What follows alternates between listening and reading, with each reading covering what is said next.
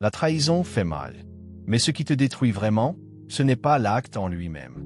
C'est ta réaction émotionnelle. Pendant que tu saignes, l'autre savoure sa victoire. Il ne doute pas, il ne regrette rien. Il prépare déjà le prochain coup. Froidement, sans remords, sans état d'âme. Ressentir trop, c'est une erreur fatale. Tu t'écroules pendant qu'il avance. Tu souffres pendant qu'il t'oublie. Souviens-toi, celui qui t'a poignardé n'a pas hésité une seule seconde. Alors pourquoi tu hésiterais à riposter? Cette douleur qui te déchire, c'est plus qu'une simple blessure. C'est un réveil brutal, un signal que le monde t'envoie pour te secouer. Il te hurle, ouvre les yeux, le jeu a commencé. Et si tu restes là, à te noyer dans tes larmes, à crier ta colère, ou à chercher des réponses dans les mensonges des traîtres, tu as déjà perdu. La trahison n'est pas un accident, ni une erreur dans le système. C'est la règle. Une règle froide, implacable, gravée dans les fondations d'un monde où le pouvoir est la seule monnaie qui compte. Si tu veux survivre, si tu veux dominer, tu dois apprendre à jouer selon ces règles, et les jouer mieux que ceux qui t'ont blessé. Regarde le traître. Vraiment, pendant que tu te consumes dans la douleur, il avance. Il calcule. Il savoure le chaos qu'il a semé, et il n'a pas une once de pitié pour toi. Pourquoi en aurait-il? Il a choisi son camp. Il a choisi de gagner, même si cela signifiait te piétiner. Et toi, que fais-tu? Vas-tu lui offrir ta souffrance comme un trophée, lui donner la satisfaction de te voir t'effondrer? Ou vas-tu te relever, essuyer le sang, et devenir quelque chose qu'il n'aurait jamais pu anticiper?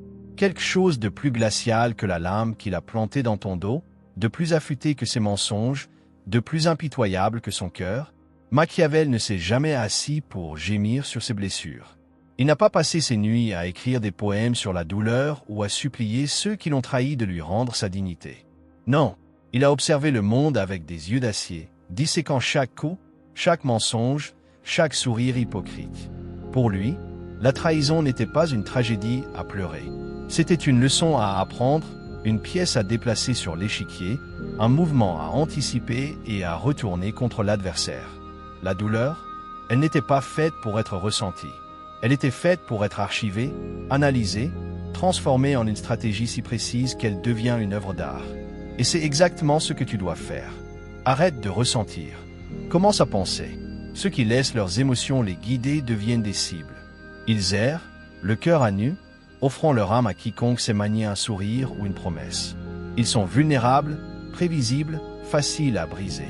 Mais ceux qui apprennent à mettre leur douleur en cage, ceux qui pensent même lorsque le sang coule encore, ceux-là deviennent des prédateurs.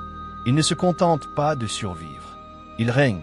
Sois plus glacial que la lame qui t'a frappé. Sois plus calculateur que la main qui l'a tenue. Parce que dans ce jeu, ce n'est pas celui qui souffre en silence qui gagne. C'est celui qui transforme chaque goutte de douleur en une flèche empoisonnée, tirée avec une précision mortelle. Pose-toi cette question, et pose-la maintenant. Vas-tu continuer à être le jouet des traîtres, à leur offrir ta souffrance comme un tribut? Ou vas-tu devenir si froid, si impénétrable, que même leur venin se brise contre toi comme une vague sur un rocher? La réponse à cette question est la différence entre ceux qui s'effondrent et ceux qui dominent, entre ceux qui restent des pions et ceux qui deviennent des rois. Voici une vérité que tu dois accepter, même si elle te brûle. La trahison est inévitable. Elle est partout, tapie dans l'ombre, déguisée en loyauté, en amitié, en amour. Elle attend son moment, patiente, prête à frapper quand tu baisses la garde. Et elle frappera. Peut-être l'as-tu déjà senti, ce coup dans le dos, ce regard qui change, ce silence qui pèse trop lourd. Peut-être pas encore. Mais sois en certain, elle viendra. Elle viendra d'un ami qui te serre la main tout en préparant son prochain coup. Elle viendra d'un partenaire qui murmure des promesses tout en creusant ta tombe. Elle viendra de quelqu'un que tu croyais intouchable, quelqu'un que tu as placé sur un piédestal. Et le plus cruel, tu ne la verras pas toujours venir. Elle arrivera enveloppée dans des mots doux, des gestes tendres, des sourires qui te feront croire que tout va bien. C'est là que réside le vrai pouvoir, dans ta capacité à anticiper l'inévitable, à te préparer comme un général avant une bataille, à transformer ce coup prévisible en une opportunité. Le jeu du pouvoir ne se gagne pas en évitant la trahison. Il se gagne en l'utilisant comme un tremplin, une rampe de lancement vers des hauteurs que tes ennemis n'auraient jamais pu imaginer. Alors, que feras-tu quand la lame s'abattra? Vas-tu t'effondrer, te perdre dans la colère ou le chagrin? supplier pour des réponses que tu n'obtiendras jamais? Ou vas-tu saisir cette douleur, la serrer contre toi comme une vieille amie, et la transformer en une force si puissante qu'elle fera trembler ceux qui ont osé te défier? Parce que, crois-moi, ceux qui ne maîtrisent pas leurs émotions ne verront jamais le sommet. Ils resteront en bas, piétinés par ceux qui savent jouer le jeu. La trahison n'est pas une barrière. C'est une porte vers une version de toi que tu n'as pas encore rencontrée, une version plus forte, plus froide, plus stratégique. La question, auras-tu le courage de l'ouvrir, ou laisseras-tu la peur te clouer au sol? Nietzsche a dit, ce qui ne me tue pas me rend plus fort. Mais il a sous-estimé la vérité. La douleur de la trahison ne te rend pas seulement plus fort. Elle te sculpte, elle te forge, elle fait de toi une arme vivante si tu apprends à l'utiliser. Cette douleur est brutale, je ne vais pas te mentir. Elle coupe plus profondément qu'une lame d'acier, parce qu'elle ne s'attaque pas seulement à ce que tu possèdes. Elle s'attaque à ce que tu es. Elle vole ta confiance, ton sentiment de sécurité, ta croyance en un monde où les gens jouent franc jeu. Elle te laisse nu, exposé, avec l'impression que le sol s'est dérobé sous tes pieds. Mais c'est dans cette nudité, dans cette vulnérabilité, que tu trouves la clé. La douleur est une forge. Elle te chauffe, te plie, te martèle. Et si tu la laisses faire, elle te transformera en quelque chose d'inébranlable. Le maître du pouvoir n'est pas celui qui esquive la trahison. C'est celui qui l'attend. Celui qui sait qu'elle est inévitable et qui s'y prépare comme un architecte construit une forteresse. Il ne s'agit pas de te cacher derrière des murs. Les murs finissent toujours par s'effondrer. Il s'agit de construire une citadelle dans ton esprit, un endroit où aucune lame, aucun mensonge, aucun coup ne peut t'atteindre. Chaque interaction, chaque alliance, chaque sourire que tu reçois est un risque calculé. Et le joueur le plus habile sait que la trahison n'est pas personnelle. Ce n'est qu'un mouvement sur l'échiquier, une pièce qui change de camp, un coup que tu peux anticiper si tu joues assez bien. Machiavel l'a compris mieux que quiconque.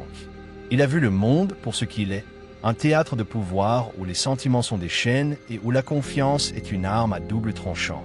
Il a écrit que les hommes oublient plus vite la mort de leur père que la perte de leur patrimoine. Pourquoi?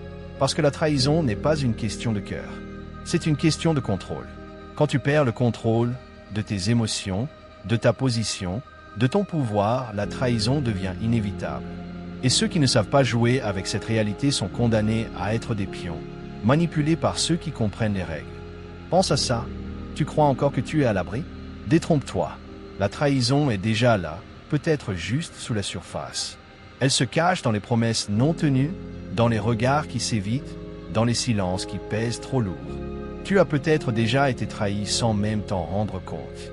Et si ce n'est pas encore le cas, ça viendra. Les gens ne trahissent pas parce qu'ils sont mauvais. Ils trahissent parce qu'ils sont humains. Parce qu'ils veulent gagner, survivre, prospérer, même si ça signifie marcher sur toi pour y arriver. Leur seule peur, être démasqué. Mais si tu joues bien tes cartes, leur trahison ne sera qu'un coup de vent, une vague qui s'écrase contre ta forteresse sans laisser de traces. Imagine un jeu d'échecs. Chaque pièce sur l'échiquier est un risque.